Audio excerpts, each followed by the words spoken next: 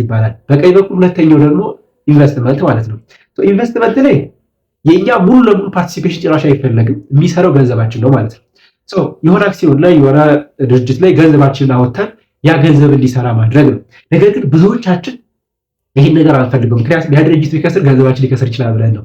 እንደዚህ አይነት ነገሮች ላይ ሮበርት ኪዮሳኪ ምንድነው የሚያደርገው? የተለያዩ ስኪሎችን ማወቅ፣ መረዳት፣ የትኛው አክሲዮን ትክክል እንደሆነ ሰዎችን መጠየቅ በጣም ወሳኝ ነው። ነገር ግን አንዴ ትክክለኛ በጣም ምርጥ የሚባል አክሲዮን እና ወይም ደግሞ ለኢንቨስትመንት የሚሆን ነገር ካገኘ እዛ ላይ ኢንቨስት ካደረግ ገንዘባችን ራሱ እየሰራ እኛ ጭራሽ 100% እዛ ነገር ላይ መሳተፍ አይጠበቅብንም ነው።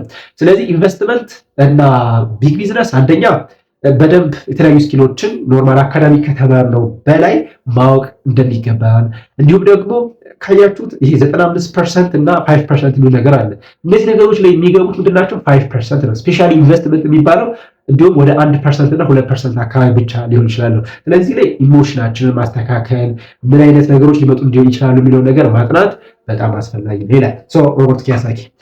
ሮበርት ኪዮሳኪ እነዚህ ነገሮች ከነገራችሁ ከኤክስፔሪየንስ አንጻር አንተ ታዲያ ምን ነገር አገኘ ከዚህ ምን አይነት ሽፍት አገኘ የሚለውን ነገር ለማውራት ያክል እንግዲህ